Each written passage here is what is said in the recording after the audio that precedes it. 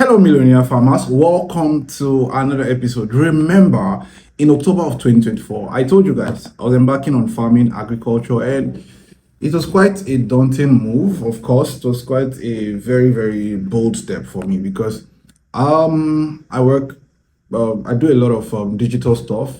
90% of the time, I work remotely from the comfort of my home. Um, so excuse me, let me drop this. And so it was just kind of it was stepping out of my comfort zone because I was used to working remotely, working digitally, being independent, and just being in my comfort zone. And work with less humans, right? Work with less people or go outside less.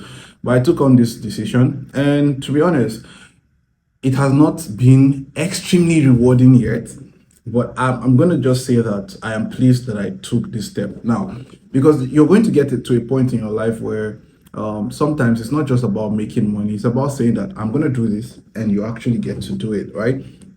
And we just did our first harvest, I think 2 days ago, and I promised that I was going to share that with you. Now, I think about 10 days ago, about 14 days ago, we did cucumber exactly for 2 weeks now. We did our cucumber, and it's doing beautiful, right? It's doing the very beautifully looking cucumbers, right? And of course, the tomato we're already harvesting, and our last harvest was about 4 baskets. That was like the maiden harvest, and subsequent harvest, which is going to be in another 5 to 6 days thereabout. That's going to be somewhere around, probably we'll be looking at somewhere around 8 crates thereabout, and it's just going to go up. So in this video, I just want to share with you lessons I've learned, my experience from the inception, the growth phase, the progress up until now that we are harvesting, what I've learned, and what I can actually communicate to you as my experience. And I think I'm in a very good position. I'm in a very good position to share this experience. The prices of tomato right now, I'm going to start with that, not the best. I think right now a crate of tomato is sold for, last time was somewhere around 12,000 naira, 13,000 naira. But you have to do some settlement, and just 12,000 naira. And of course, you have to factor in the fact that you transport these goods, this product from your farm down to the market. If you do not have people you're supplying to directly yet, which is a chain we are going to work on, supplying to malls, supplying to supermarkets, supplying to particular restaurants and all that. But what we're working towards is to have a constant supply, right, of this product. Then you can actually work. We can actually sign contract with partnership contract with some reputable organizations where we can supply to them. However, it's very important to first of all have a constant flow, such that you don't supply today and tomorrow you don't have. That's not fair to them, right? So yeah, the price is not the best, to be honest, because we harvested 4 crates, and what did we sell those crates for? Everything was 48,000. Yeah, come on. During the peak season of tomato farming, you sell a single crate of tomato for that amount. That's sometimes even fair, because it goes as high as 55,000 naira, and from every indication, it's going to go as high as probably 60, 70,000 naira this year because of the increase, the surge in fuel. Farmers still got to do it to transport, and for a lot of people, we implement mechanized farming, which means we use fuel to pump water into the farm. All these things are cost effective, right? So those are factors. Also you have to pay your workers, and with the increase, with the inflation rate, you can't pay your worker what you used to pay them 6 months ago. And that would be very, very unfair, right? So you have to increase the pay. So literally the cost of production is going high, is increasing. So definitely there is this hypothesis, right? This assumption that the price of tomato is good. So imagine selling 4 crates for the price of one. Not good. But again, this was the maiden season for us. This was a maiden test for us. So the whole idea was to get a grasp of what it was like, what is going to be like farming in dry season. And of course, I'll take the lessons, which is fact.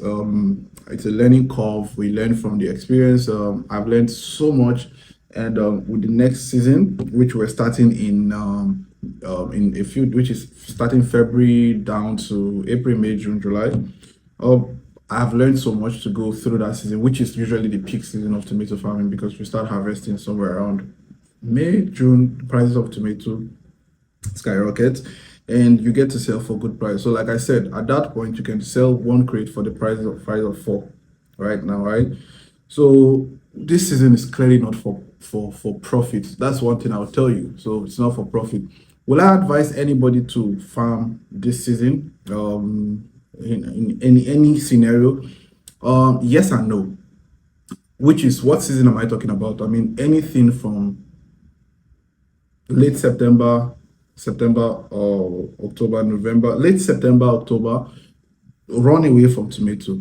If you want to try anything farming in that dry season, it should be cucumber, right? But anything close to, and if you want to learn anything about farming cucumber, I have a video on my channel. That's the last video before this video. You might want to watch that video where I spoke about my journey. We just started this 14 days. You can follow our journey. So I would give you a preview of everything, the journey, what we're going through. Like I tell you, I carry people along.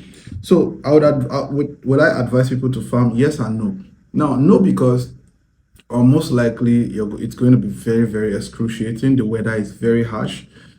Your plants are going to suffer a lot. You're going to spend more money because you're going to be running fuel to pump water, which is very expensive. But this season, shortly in a few months or few weeks now, we are going to most likely have our first rain. And the rain might not be constant, but there will be rain. And every time there is rainfall, the soil is wet for like a day, two, or even three. So you do not have to wait for that period of time anymore. So you don't have to run your generator at all. It has to be like a very serious season of lack of rain. Let's say maybe it goes 4 days, a week without rainfall. That's when you start watering again, right? But as long as there is constant rainfall, you don't have to run fuel. So the cost of production is even less, if you ask me. And also there is lesser infestation because there are certain things like insects, pests and all that stuff affecting your plant. It's usually less during rainy season. It's dry season right now, and then everywhere is dry, and suddenly your farm is green. Definitely, there's going to be a lot of insects running towards your farm because that's the only favorable place they can find. But during dry season, you must look first of all. They're green. They're everywhere is green, right? So there's more than enough habitat for those insects to live in on, and also the rainfall. Oftentimes, after every rainfall, it washes away. Some of those insects that are on your plant. Rainfall, it's heavy. But during dry season, your leaves are just there, bare, dry, sunny, very much ready to be infected, right? So and secondly, the pricing. You take these things to the market, and to be honest, they're not the best. When I took the tomato to the market on Tuesday now, I will be very first. Actually, we harvested one crate first. We sold that one crate for 7,000. Can you imagine? Very ridiculous and laughable, right? Yeah, I know. We sold that crate for 1,000 or 7,000 naira, and I cannot begin to tell you how. I didn't even use the money for anything actually. I cannot begin to tell you how emotional I was. I was like, God, I can't believe after all this stress I've gone through, farming during dry season can be very stressful. I'm not even talking about the expenses, the everything, even the toll it will take on you, your body. A lot of people said, oh, you lost weight and all that. Yeah, but so imagine now selling that for 7,000. I mean, the last harvest was 12,000 naira, which was quite encouraging. And we're believing that it might go up. It will go up. We have to, fingers crossed, I have to stay optimistic. But yeah, because of that, the pricing, the pest infestation, the difficulty, I would say no. And why would I say yes? Remember, I said yes or no. If you have a good system, first, if you have a greenhouse, it's a go for me. If you have a greenhouse, then you're not going to suffer from everything because first of all, your greenhouse is netted and everything. So insect, far from it. You're going to have to spray, yes, but not because there's so much insect infestation. Secondly, the greenhouse controls the humidity and the temperature. It's very decent for your plant. So it's not whether it's rainy season or dry season, you're good.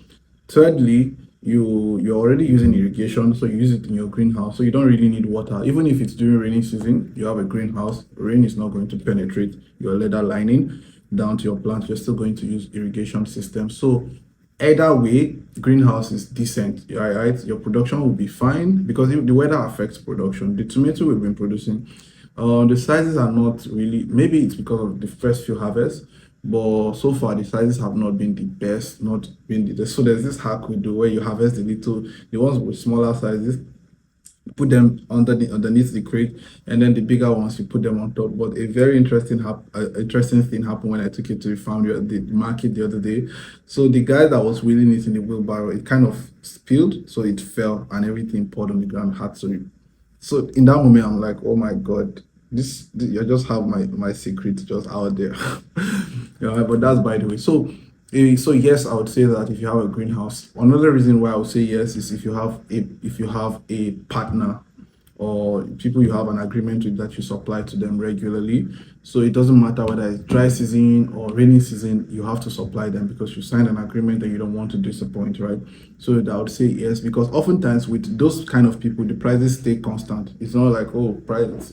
Most times they don't have the time to go to the market and be pricing tomato in the market. For instance, let's say you're supplying to ShopRite or the mall anymore, and these people get people that are coming to buy fresh tomato very expensive, and so the prices stay. If you're selling to them at 30,000, the downside to that is that even during the season you might still have to retain that price for them because they would be good for you.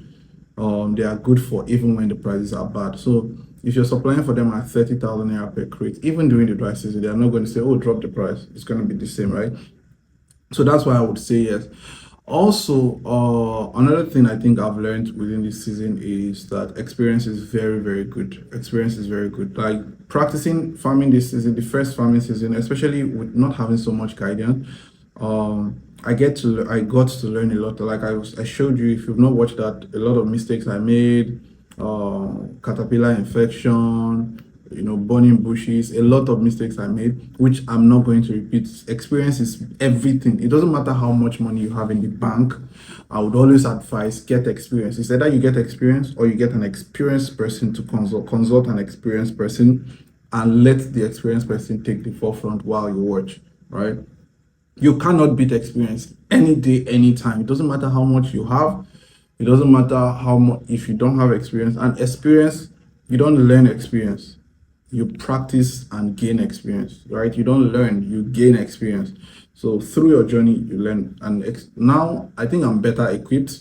One thing I think I've learned this season is when we dug 3 wells, I know that water is to farming, or especially to vegetable farming, what blood is to the human body. It's extremely very important. We dug 3 wells, and so far they're doing decent, but I promise you not the best. So for instance, if I didn't try it this time, I wouldn't have known that, okay, 3 wells, though good, are not sufficient enough. So one thing we have to we're working on right now is getting our borehole dug. Going to be expensive, but we have to give it a try because we're going full scale this time around. We're covering more acres. So of course we can't rely on 3 wells. We're actually thinking of digging more wells, but what's the point? The challenge with a well is that, so if you're watching this, I think someone asked me in the comment section, how deep is the well? If the water is, I told the person no, which is what I would still say right now. If you're trying to go through tomato farming, well, if your capital is not so much, then you can go for 1 well during, let's say, this season, because you have rain, it's alternating, so you can alternate it. When there's no much rain, you can use your well. But it's very risky, yeah? So you can dig 1 well and manage it. But if you're going large scale farming and you're planning to farm even when it's dry season, I promise you, don't even try. Don't think about a well. Just go do a borehole.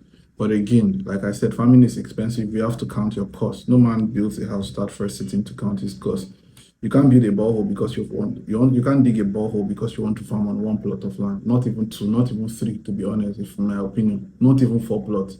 That's not, in fact, 5 plots, you shouldn't be digging a borehole. You can just dig a well or 2. That would do, right?